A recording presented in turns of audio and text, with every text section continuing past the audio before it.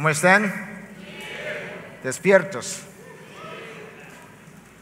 Decía G.K. Chesterton, un gran pensador inglés, que la cosmovisión de todo el mundo cambia después del almuerzo. Entonces, venía con un poco de temor y temblor al pensar en qué estado los iba a encontrar, pero Justin yo creo que los mantuvo despiertos y luego con la discusión con Francisco pues sirvió para mantenernos a todos expectantes.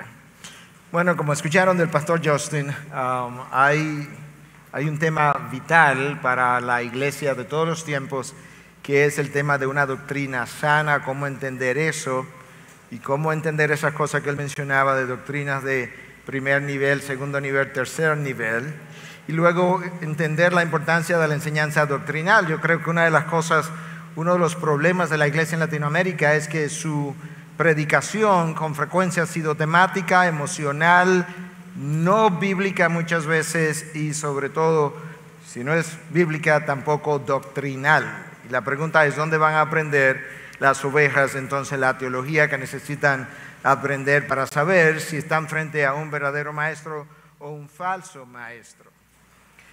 Una de las cosas que nosotros sabemos por medio de la palabra es que hace una gran diferencia cómo las ovejas reciben la predicación de la palabra.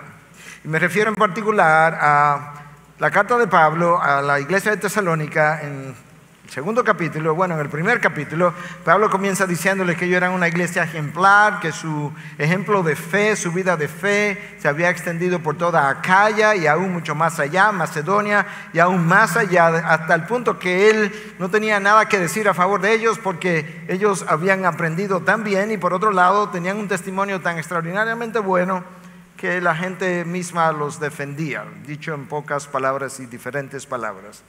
Pero cuando tú avanzas al capítulo 2, tú encuentras la razón por la que esas ovejas dieron tal testimonio. Pablo dice, cuando recibisteis la palabra de Dios, la recibisteis como tal, como lo que es, la palabra de Dios y no la opinión o la palabra de los hombres. Eso marca una gran diferencia. Cuando el pastor trata la palabra de Dios con respeto, con reverencia, cuando él la exalta, cuando él la honra, cuando él se somete a su autoridad, las ovejas perciben del predicador la manera como él maneja las cosas sagradas y entonces ellos tienden a someterse de la misma manera y a tratarla de la misma manera.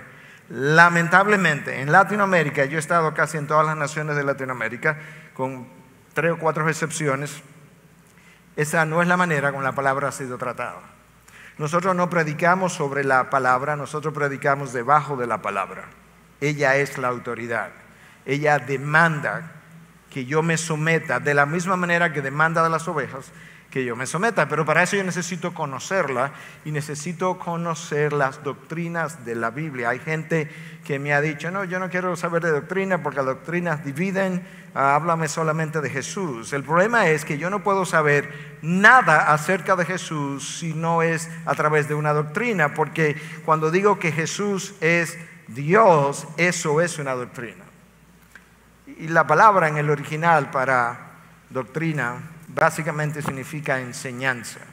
Por eso mi libro acerca de enseñanza que transformaron el mundo dice enseñanza y no doctrinas, en parte para evitar ese bloqueo que existe en la mente de algunos y en segundo lugar porque la palabra en el original lo que implica es enseñanza, didascalia es la palabra. Entonces la pregunta de inicio es, ¿qué es una buena doctrina? ¿Cuáles son las doctrinas por las cuales yo tengo que pelear, por las cuales que no puedo negociar? Yo creo que son esas doctrinas de primer nivel que corresponden a algo que si tú remueves, la fe cristiana deja de ser la fe cristiana. Si tú remueves la cruz de Cristo, eso no es la fe cristiana. Si tú remueves la resurrección, eso no es la fe cristiana, la fe bíblica. Si tú remueves el hecho de que solamente hay un intercesor entre Dios y el hombre, Cristo Jesús, ya te desviaste de lo que es la fe cristiana. Si tú remueves la creación como algo que Dios hizo, ya eso no es la fe cristiana. Hay doctrinas cardinales, vertebrales, que definen la fe cristiana. Ellas están en primer nivel. La justificación por la fe, la salvación por la gracia, esas son doctrinas de primer nivel.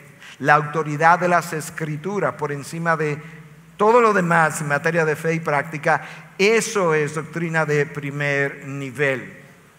Y ahí debiéramos estar de acuerdo todos los cristianos bíblicos, independientemente de que creamos otras cosas o no. Pero si tú eres cristiano, nacido de nuevo, tú debieras creer todas y cada una de esas doctrinas. Luego hay unas doctrinas de segundo nivel.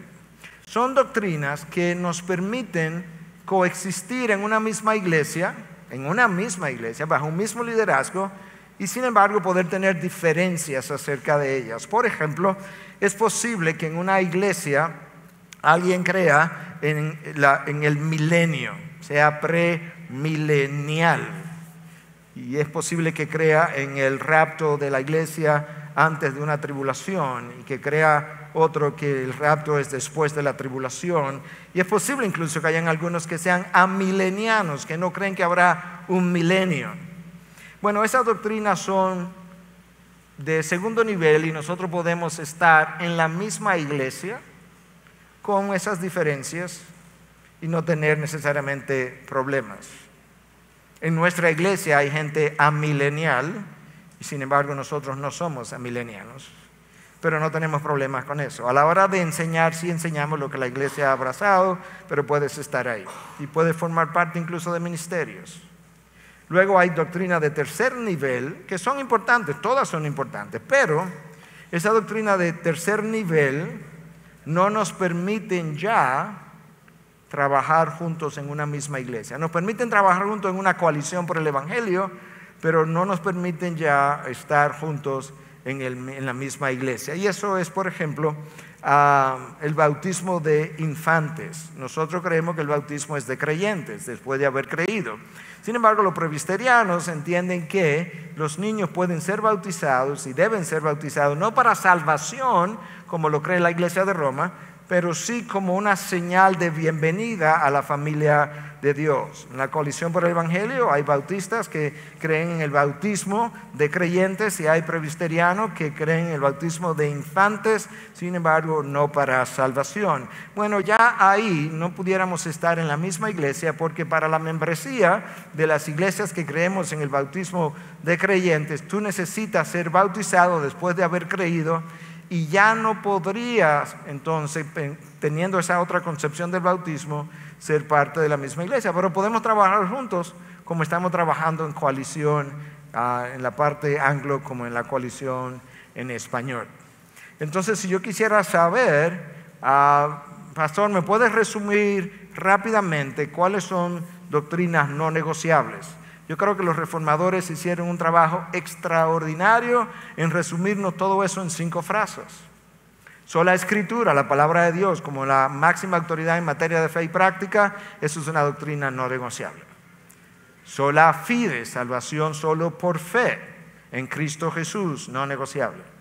Sola gracia, salvación solo por gracia o por gracia a través de la fe, eso no puede ser negociable. Si negocias eso, entonces ya nosotros no estamos viendo la Biblia de la misma manera. Salvación solo en Cristo, solo Cristo, eso no lo podemos negociar.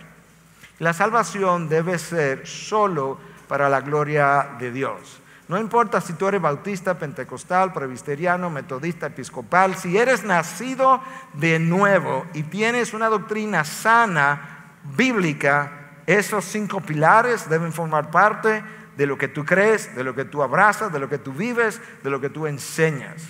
Si no, hay un grave problema en mi concepción doctrinal. Y yo creo que eso nos ayuda porque luego habrán otras cosas escatológicas en las que vamos a diferir, quizá filosofía, forma de gobierno incluso, de cómo gobernar la iglesia. Ahí pudiéramos diferir, pero en esas 5 cosas no podemos diferir si somos cristianos bíblicos. Entonces eso es como una introducción para que podamos entender cuando hablamos de sana doctrina de qué estamos hablando. La razón por la que esas 5 frases son tan claves es porque esas 5 frases resumen el Evangelio, literalmente.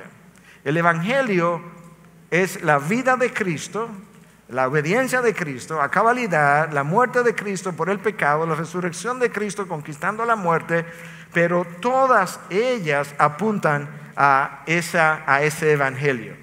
La gracia, la fe, la salvación en Cristo, sola escritura y la salvación solo para la gloria de Dios, porque Él es quien lo ha hecho todo. Todo esto proviene de Dios, 2 Corintios 5. Entonces, eso es lo que hace crucial. El evangelio es el centro. Estas 5 frases como que conforman el evangelio y por tanto pudiéramos decir que una sana doctrina tiene el evangelio en el centro y desde ese centro se irradian las demás implicaciones de las cosas que todo cristiano bíblico debe creer. Y el evangelio es Cristo, por eso Él está ahí en el centro. Ahora yo quisiera pasar un buen tiempo definiendo o hablando, enseñando la vital importancia de la enseñanza doctrinal a partir de la Biblia. Déjame comenzar con Pablo enseñando a su discípulo Timoteo su primera carta 4:16. Ten cuidado de ti mismo y de la doctrina, persevera en estas cosas. Nota el orden y la forma como Pablo resume su preocupación. Timoteo, realmente Pablo le llevaba a Timoteo, se cree, como unos 30 años. Quizá él tengo 60, tú tienes 30. Yo quiero recordarte, primero, tienes que cuidar de ti mismo.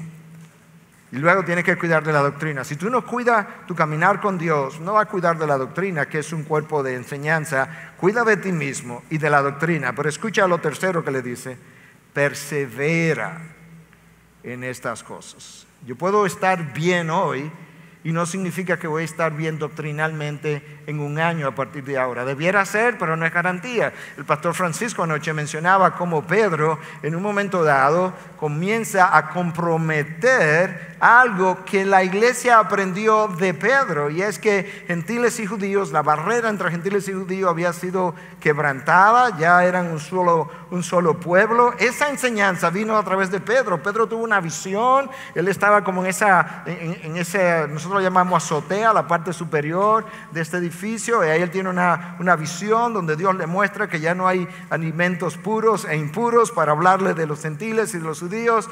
La iglesia recibe esa nueva enseñanza. Pedro es el agente de revelación de esa enseñanza.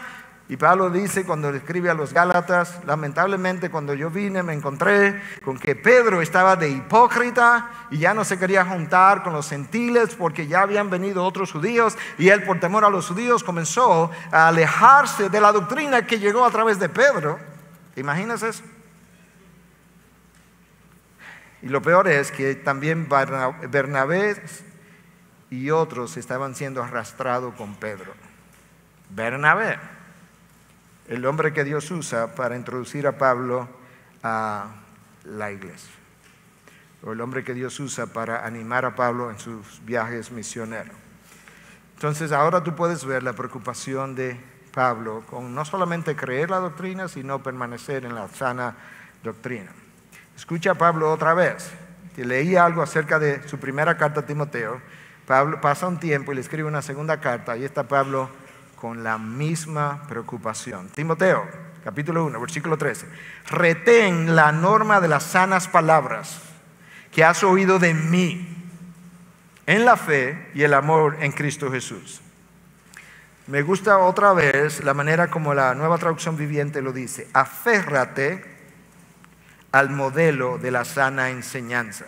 Pablo no simplemente le dice: asegúrate, yo creo que es una buena sugerencia que te quedes en la buena enseñanza. No, aférrate, retén. La idea es agarra, no dejes ir.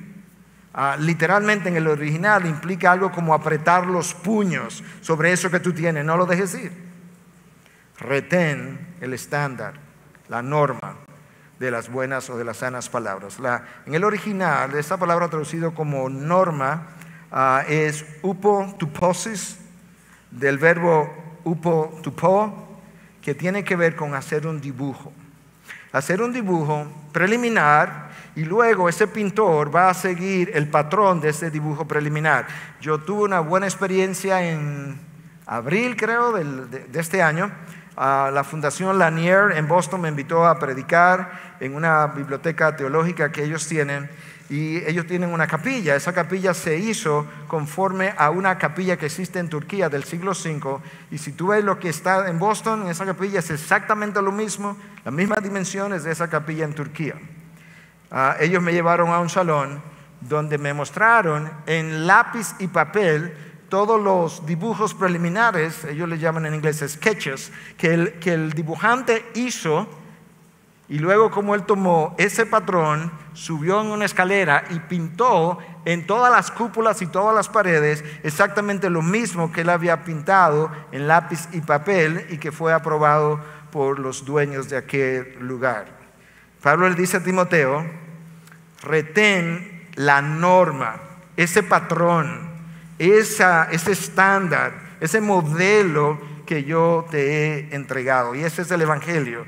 El Evangelio es el patrón por medio del cual debemos medir todas las demás enseñanzas.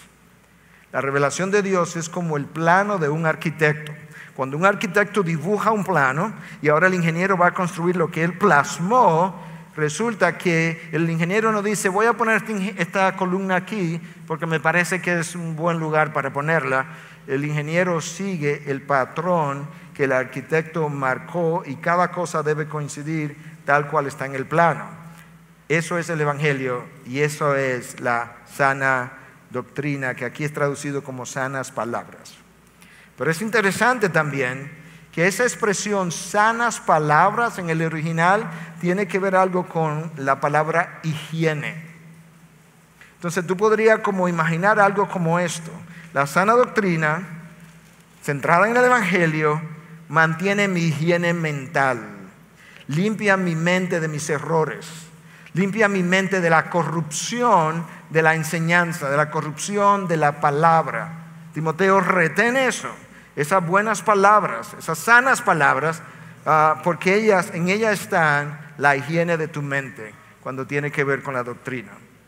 Entonces, las sanas palabras de que Pablo habló pudieran verse, y el patrón de que yo hablé, y el dibujo y el plano del arquitecto pudiera verse de esta manera en la práctica. Escucha, lo nuevo no es mejor necesariamente, y lo viejo no expira obligatoriamente. Muchas veces pensamos que si algo es nuevo, pues como es nuevo debe ser mejor que lo viejo.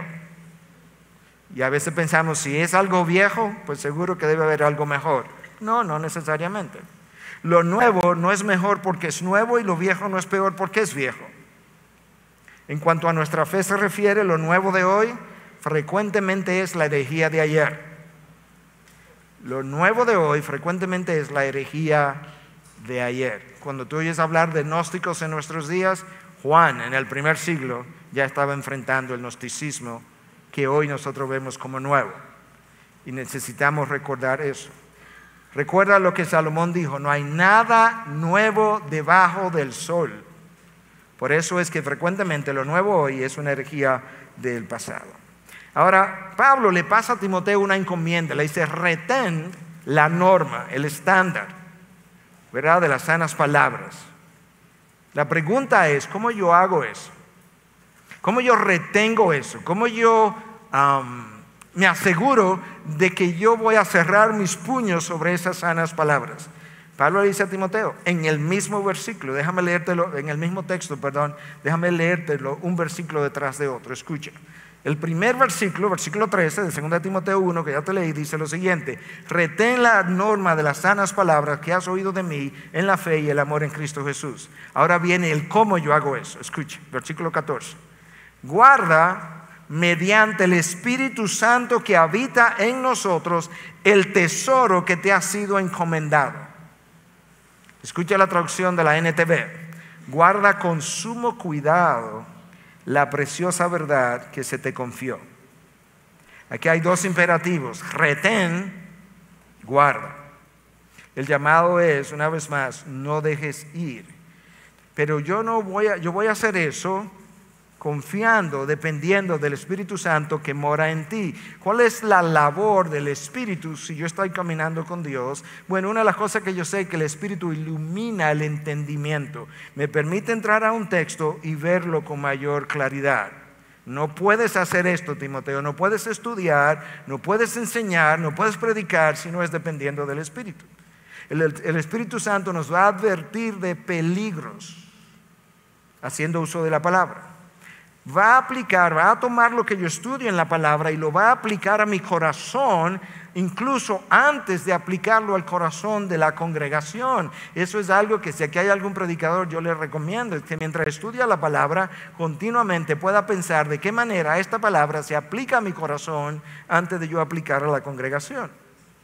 El Espíritu Santo nos va a producir en nosotros un tanto como el querer, como el hacer.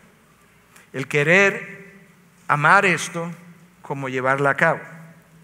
El Espíritu Santo nos va a dar las palabras para defender el Evangelio cuando sea necesario. Timoteo, esto es como tú vas a guardar a retener la buena doctrina. Tú dependes del Espíritu, de manera que cuando tú seas confrontado por alguien que no cree lo que tú crees, ten confianza en el Espíritu de Dios, que el que mora en ti te va a dar la habilidad y las palabras para defender lo que tú crees. El Espíritu Santo nos va a dar la gracia en el momento oportuno para enfrentar las amenazas. Nosotros nos sentimos atemorizados, a veces por las presiones sociales, a veces por cambios de leyes, a veces por un círculo social. El Espíritu Santo está ahí para hacer múltiples cosas, pero una de ellas es darte denuedo para que tú puedas profesar, expresar, vivir las buenas palabras, la buena doctrina. Nos sirve y nos da discernimiento para filtrar la verdad del error. El autor de Hebreos en el capítulo 5 dice que él habla de un grupo que solamente puede consumir leche, y está hablando de la palabra de Dios en ambos casos que voy a mencionar, y otro grupo que está listo para consumir alimento sólido. Entonces luego él termina en el versículo 11 diciendo, pero el alimento sólido solamente es para los maduros que tienen los sentidos ejercitados para diferenciar lo bueno de lo malo, la verdad del error. Esa habilidad para hacer eso a través de la palabra depende del Espíritu de Dios. Por eso es que Pablo le dice a Timoteo, guarda estas sanas palabras mediante el Espíritu Santo que mora en ti. Entonces por eso es que yo tengo que depender del Espíritu de Dios todo el tiempo. El Espíritu que habita en nosotros guarda el tesoro que te ha sido encomendado. Eso es importante. En la antigüedad no habían bancos, de manera que la gente no podía ir a un banco a guardar su dinero. Lo que la gente a veces hacía, si no tenía la disposición de tener guardianes y demás, soldados, es que si conocía a alguien de verdadera confianza, reputación, carácter, yo iba donde esa persona y le entregaba dinero o cosas similares, y confiaba en que él guardaría ese tesoro para mí. En ocasiones, en nuestra casa, nosotros tenemos una caja fuerte porque tenemos documentos, todos los contratos de compra de casa o acta de matrimonio, todo eso está ahí adentro, protegido contra el fuego y demás. En ocasiones, personas de mi familia han venido y me dicen, Miguel, tú podrías guardarme esto en esa caja fuerte que ustedes tienen. Es algo de público conocimiento. Y yo lo sí con mucho gusto. Cuando Pablo le dice a Timoteo que guarde el tesoro mediante el Espíritu Santo, en gran medida le está diciendo a Pablo, ese es tu garantía. El Espíritu que mora en ti es la garantía para que tú puedas permanecer en la verdad sin negociarla. Por tanto, tu vida tiene que depender del Espíritu de Dios. El Señor Jesucristo reconoció el valor enorme de ese Espíritu Santo para con nosotros cuando Él dice en Juan 14:26, pero el Consolador, el Espíritu Santo, a quien el Padre enviará en mi nombre, Él os enseñará todas las cosas y os recordará todo lo que os he dicho. ¿Escuchaste lo que Cristo dijo? Es conveniente que yo me vaya, le dice en otro momento, porque si yo no me voy, el Espíritu Santo no va a poder venir. Pero si yo me voy, el Consolador, Él será responsable de guiarlo de enseñar todas las cosas, de aclarar, iluminar su palabra, de mostrarte lo que es doctrina sana y mostrarte lo que es error. E incluso te va a recordar lo que yo he dicho, le dice Pablo, le dice el Señor Jesucristo a los apóstoles.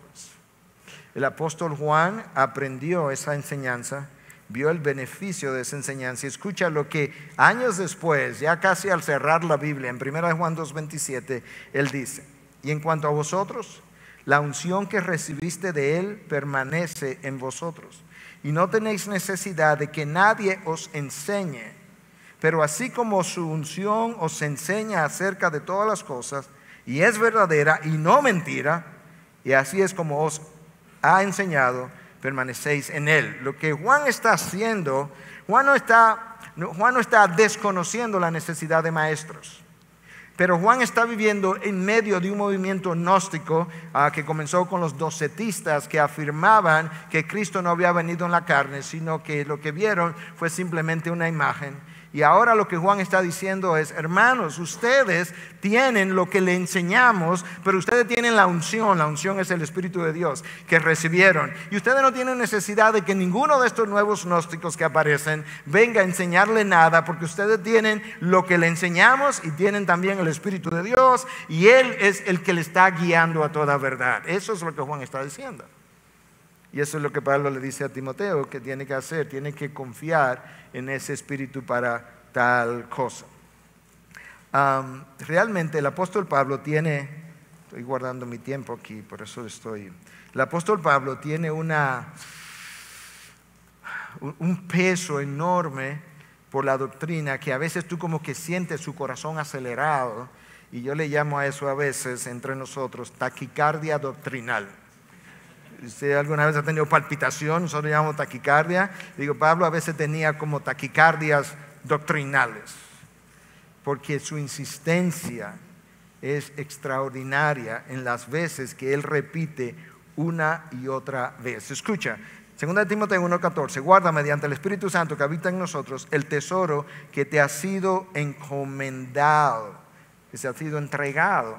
Cuando alguien me encomienda algo es para que lo cuides, y de ahí mi ilustración con la caja fuerte y lo que alguien me puede entregar para que yo lo cuide. En este caso se te entregó, pero Dios sabe que tú no eres lo suficientemente confiable para simplemente entregarte una verdad y desaparecerse. Dios te entregó la verdad y te entregó el guarantor, el garante sería la palabra en español, para que eso permanezca y tú permanezcas en la buena doctrina. Entonces ahora tú puedes ver a Pablo preocupado, y tú pudieras decir: pero ¿por qué Pablo estaba tan preocupado? Bueno, Pablo vivió unos buenos años después que se convirtió, y en ese tiempo que él vivió, él vio la tergiversación del evangelio, y él vio el levantarse de falsos maestros todo el tiempo. Esa es su preocupación. Es que esto no me lo han contado como una potencialidad, esto es algo que yo he vivido. De hecho, cuando él se despide de los ancianos de Éfeso en Mileto, recuerden lo que él le dice, es que después de mi partida se levantarán lobos rapaces de entre vosotros. Pablo no tenía lenguaje muy diplomático para los falsos maestros. Cuando le escribe a los filipenses, le dice que en Filipo hay perros, enemigos de la cruz. Yo no me atrevería a usar ese lenguaje, pero si la palabra lo usa, bien usado.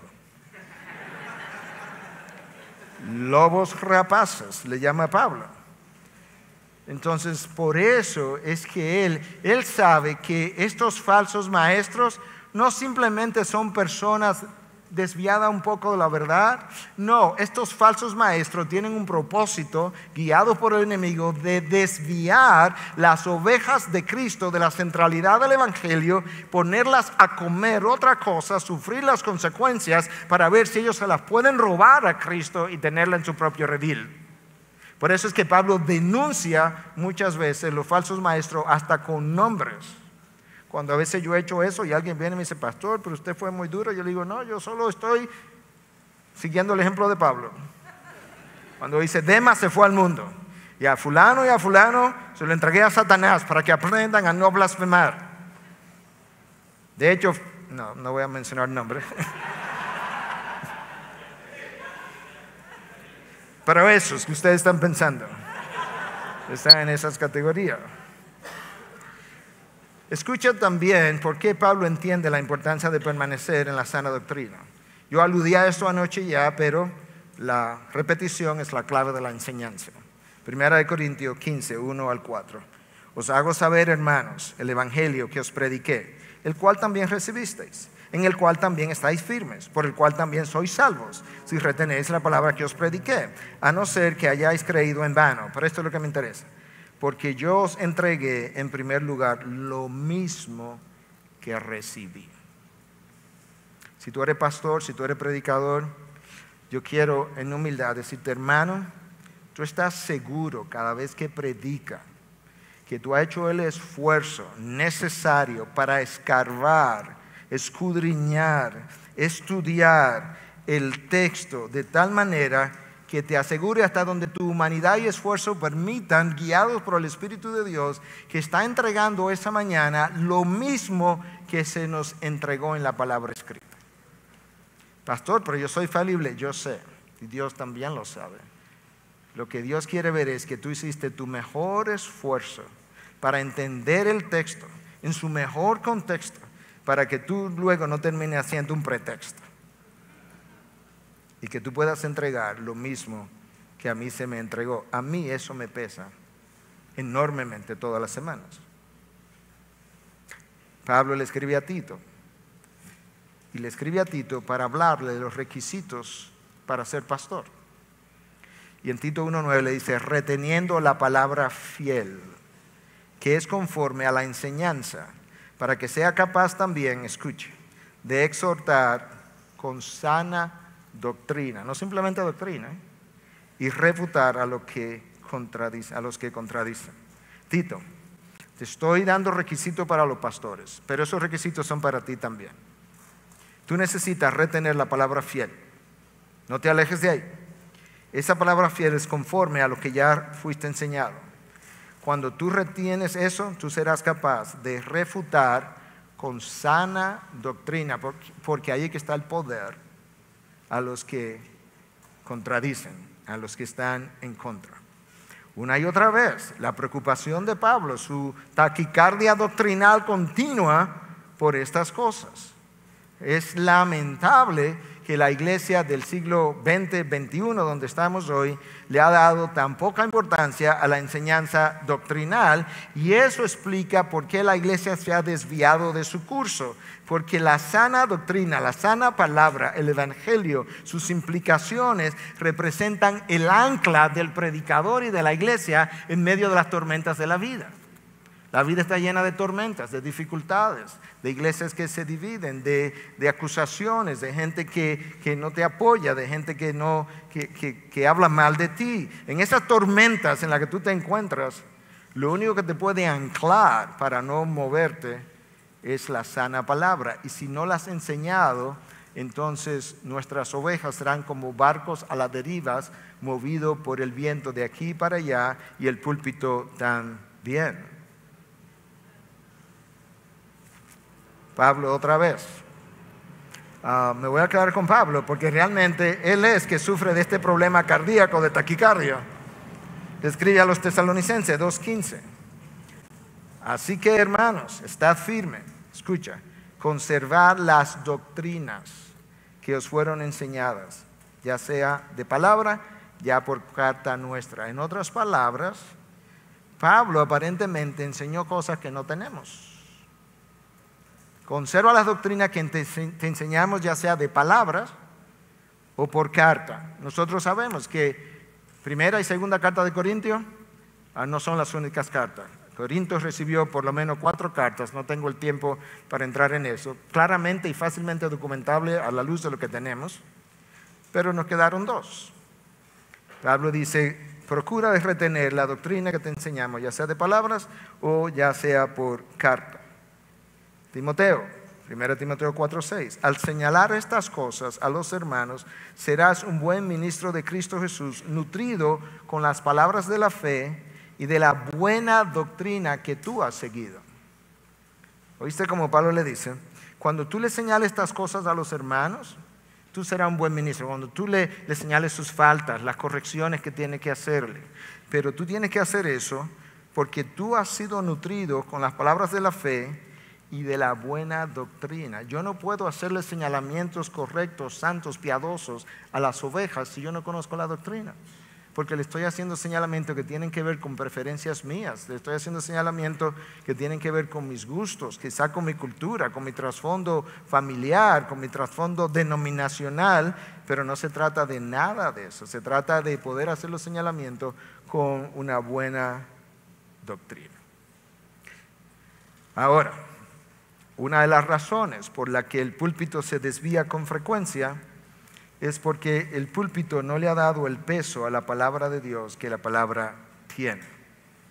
Número uno. Y número dos, porque nosotros vivimos continuamente bajo tentaciones. Les voy a dar un par de ejemplos. Nosotros vivimos bajo la tentación de enseñar aquello que es nuevo. Entonces, aquello que es nuevo, que produjo un buen resultado en tal iglesia, o aparente buen resultado, ahora yo quiero enlatar eso y de repente todo lo que le fue de éxito a la IBI, ese es el modelo para todas las iglesias, en todas las culturas, en todas las naciones. No. Eso fue algo que Dios hizo quizás en un momento, con un liderazgo que tenía ciertos dones y talentos, en una cultura X, que puede funcionar en otros lugares, pero quizás no. Vivimos bajo la tentación de enseñar o hacer lo que llama la atención. Entonces de repente hay cosas que se hacen en el púlpito, en esta plataforma que llama la atención. Yo quiero hacer eso. Y nos volvemos imitones. Queremos hacer lo que está de moda. Queremos hacer aquello que el mundo aplaude y celebra. Entonces cuando el mundo aplaude algo, cuando a la gente le gusta algo, como en ocasiones yo digo, no, pero a la gente le gusta. No, la pregunta no es si a la gente le gusta, la pregunta es si a Dios le gusta. Mi preocupación mayor cuando yo termino cada sermón no es lo que quizá las ovejas me están diciendo, aunque todos somos humanos y nos gusta ser afirmados. No voy a decir que no, pero yo tengo una preocupación que es mayor.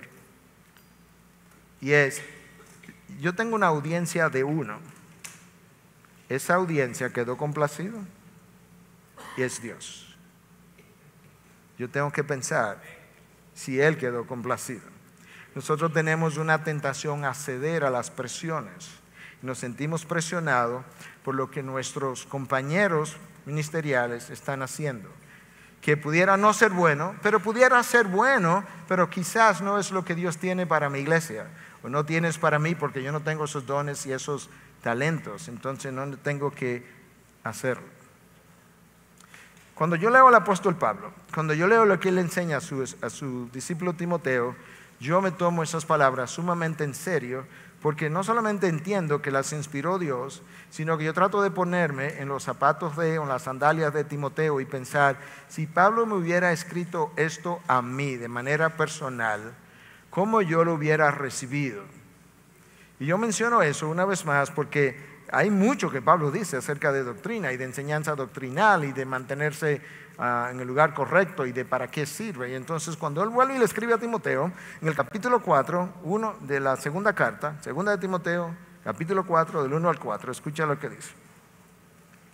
Te encargo solemnemente, ya yo tengo el pecho apretado, solemnemente, eso no es una palabra pequeña, pero escucha lo que dice. En la presencia de Dios y de Cristo Jesús, que ha de juzgar a los vivos y a los muertos por su manifestación y por su reino. Yo quiero, si fuera Timoteo, decir como ya párate, ya no me diga más nada. Porque me ha puesto casi bajo juramento delante de Dios y de Cristo Jesús. Y de manera solemne, predica la palabra. ¿Y cuándo lo hago? En 2 ocasiones, a tiempo y fuera de tiempo. Todo el tiempo. Redarguye, reprende, exhorta con mucha paciencia e instrucción. Cada vez que yo leo ese texto y veo cómo en muchas iglesias, y sobre todo en el norte, el cuidado que hay que tener, porque tú puedes ofender la congregación, puedes ofender la iglesia, y cuidado si los hermanos se van heridos. Entonces yo elevo el estándar allá arriba y luego lo dejo caer y digo, bueno hermano, yo no estoy diciendo tampoco, no, tú acabas de decir algo y déjalo allá arriba. porque yo nunca puedo poner el estándar más alto que lo que Dios lo puso. Y yo tengo una encomienda de insistir a tiempo y fuera de tiempo, a redarguir, a arrepender, a exhortar con mucha paciencia e instrucción. Y le dice a Timoteo, hazlo ahora, que tú tienes tiempo, porque vendrá tiempo cuando no soportarán, ¿qué cosa? La sana doctrina, sino que teniendo comezón de oídos, acumularán para sí maestros conforme a sus propios deseos. Escucha ahora cuál es el resultado de eso. Y apartarán sus oídos de la verdad y se volverán a mitos. Hay maestros de la palabra hoy en día que son mitos, no son realidades. Y no uno ni dos, hay muchos. Y eso es el problema, Timoteo. Cuando no retienes, cuando no permaneces en la sana doctrina, el pueblo se va a ir detrás de otras enseñanzas que comprometen la verdad y entonces se vuelven a mitos. Tienes una encomienda de predicar la palabra, tienes un mandato y tienes una forma de cómo hacerlo con mucha paciencia. Y la expectativa es que vendrá un tiempo cuando la gente no querrá escuchar eso. La disposición del corazón humano a creer la mentira antes que la verdad comenzó en el jardín del Edén, cuando Adán cambió la verdad de Dios por la mentira. Y la encomienda entonces para el predicador desde el Antiguo Testamento, en aquel caso eran profetas, es justamente que prediquemos la palabra. Isaías 55:11 dice, así será mi palabra que sale de mi boca, no volverá a mí vacía, sin haber realizado lo que deseo haber logrado, el propósito para el cual yo la envié. Pablo está diciendo, el Dios está diciendo por medio de Isaías, predica mi palabra, la predicación de mi palabra, la enseñanza de mi palabra tiene un poder intrínseco. Cuando sale de mí, ella no va a regresar sin hacer lo que yo quiero que ella haga.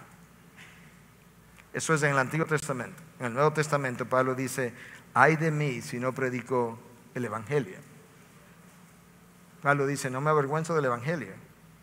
Yo he salido corriendo de Tesalónica, he estado preso en Filipo. Yo he sido dejado por muerto en una ocasión después que me apedrearon en Listra. Yo he estado en alta mar, yo sé lo que es pasar, tuve un día y una noche en alta mar, sé lo que es estar sin sueño, sé lo que es estar sin comer. Me ignoraron en Atenas, pero sabes que después de todo eso yo tengo que decirte que no me avergüenzo del Evangelio. Nosotros tenemos que seguir insistiendo en la buena doctrina, porque en nuestros tiempos la enseñanza y la predicación frecuentemente es temática, como yo dije, está centrada en el hombre, es tímida, no demanda nada de nadie, frecuentemente salpicada con fuego extraño, no es doctrinal, no tiene poder, no tiene autoridad. Hay muchos alardes de poder, pero poder y autoridad no son la misma cosa. La autoridad viene de Dios, el poder es algo que viene de mí. La autoridad tiene que ver con manejo y dominio de la palabra, el poder tiene que ver con dominio sobre los predicados. Y la predicación de nuestros días es una predicación que no hace sentir mal a nadie.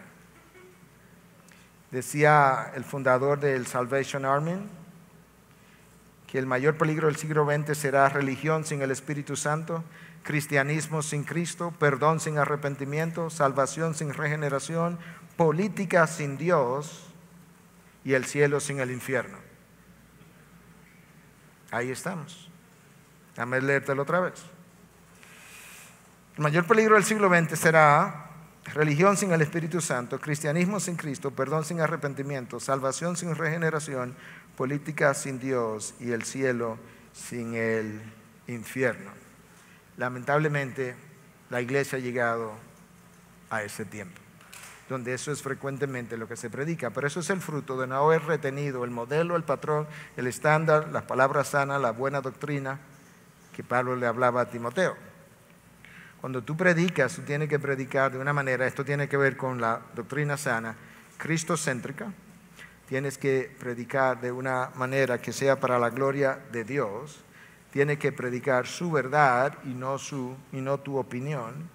Tiene que predicar de una manera que la gente quiera cambiar a la imagen de Cristo, no a la imagen mía o del otro pastor. Y cuando exponga la verdad, cuídate de no esconder la gracia. Cuando exponga la gracia, cuídate de no esconder el carácter santo de Dios. Una oveja le dijo al pastor R.C. Sproul en una ocasión, cuando estaba más joven: R.C., yo tengo la impresión, ella estaba de visita, que mi pastor, cada vez que predica, quiere esconder de nosotros la santidad de Dios. ¿Por qué usted cree que eso pasa? Y yo no estoy seguro de lo que R.C. le respondió, pero si quiere esconder la santidad de Dios, es porque tú entiendes que la santidad de Dios es ofensiva para tus ovejas. Pero la santidad de Dios es parte de lo que yo necesito recordar, porque la buena doctrina es buena porque es santa. Es sana porque es santa, no de la otra manera. Ahora, lamentablemente, el pueblo de Dios en el pasado y en el día de hoy, como mencioné, está propenso a deleitarse más en el error que en la verdad. Porque el error con frecuencia trabaja para mí aparentemente y la verdad confronta el yo. Y eso es viejo. Nota lo que el Señor dice a través del profeta Isaías en el capítulo 30 del 9 al 12. Esto es vital. Si tú nunca lo has leído, quizás lo has escuchado, pero si no lo has escuchado, esto es vital lo que Dios dice. Porque este es un pueblo rebelde, hijos falsos, hijos que no quieren escuchar la instrucción del Señor, que dicen a los profetas: no veáis visiones, y a los profetas: no nos profeticéis lo que es recto. Escucha, de signos, palabras agradables, profetizar ilusiones. Apartaos del camino, desviaos de la senda, no oigamos más acerca del Santo de Israel. Por tanto, así dice el Señor de Israel: ya que habéis desechado esta palabra. Y una y otra vez, entonces Dios juzga eso. Más adelante, Dios dice que ese pueblo que así habló, dice a través de Jeremías, que tenía otro problema, y es que a mi pueblo así le gusta.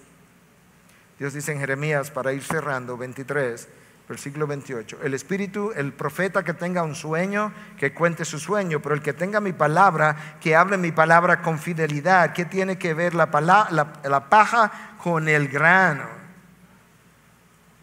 He oído lo que dicen los profetas, que profetizan mentiras en mi nombre, diciendo: he tenido un sueño. ¿Hasta cuándo? ¿Qué hay en los corazones de los profetas que profetizan la mentira, de los profetas que proclaman el evangelio o el engaño de su corazón? Porque tratan de que mi pueblo se olvide de mi nombre con los sueños que se cuentan unos a otros, tal como sus padres olvidaron a mi nombre a causa de Baal. El profeta que tenga un sueño, que cuente su sueño. El que tenga mi palabra, que hable mi palabra con verdad. ¿Qué tiene que ver la paja del sueño con el grano de mi palabra? Es el grano que cae a tierra y crece, la paja cae a tierra y ahí muere. Y a mi pueblo así le gusta, le dice Dios a Jeremías. Nosotros no solamente tenemos que predicar su palabra, nosotros tenemos que predicarla con precisión. Eso es lo que Pablo dice a Timoteo, y con esto cierro. Segunda carta 2:15. Procura con diligencia presentarte a Dios aprobado, como obrero que no tiene de qué avergonzarse, que maneja con precisión la palabra de verdad. ¿Notaste la secuencia de ideas? Procura primero, con diligencia. Esto no es algo como que si se dio bien y si no también. No, tú tienes que ser diligente, Timoteo. Y tienes que ser diligente en que tú no seas un obrero que tenga algo que avergonzarte cuando te presente delante de Dios. Sí, Pablo, yo entiendo eso. Pero ¿en qué cosa tú quieres? De esta manera, que tú manejas con precisión. La palabra ahí en el original es ortotomeo, que implica cortar derecho. Que tú cortes derecho. La Biblia de las Américas lo traduce como maneja con precisión la palabra de verdad. Si no manejas con precisión, si no cortas derecho la palabra de verdad, posiblemente tenga algo de qué avergonzarte cuando tú hayas predicado la palabra del Dios vivo a la iglesia de Dios, que es columna y sostén de la verdad, que esa es otra gran realidad, y es que la iglesia de Cristo es llamada por Dios columna y sostén de la verdad. Cuando la iglesia pierde la verdad porque negoció la verdad, dejó de ser columna y dejó de ser sostén de la verdad. Nadie tendrá la verdad entonces en toda la sociedad. Hay una sola institución que es columna y sostén de la verdad, sal de la tierra, luz del mundo, es la iglesia de Cristo. Si negocias la verdad, dejaste a la sociedad enteras en la verdad de Cristo. Wow. Y para no negociarla necesito manejarla con precisión, lo que implica tengo que estudiarla, escudriñarla, atesorarla, vivirla, revisarla, repetirla, aplicármela, y hacer eso mediante el Espíritu Santo que mora en ti para que guarde el tesoro que se te ha encomendado.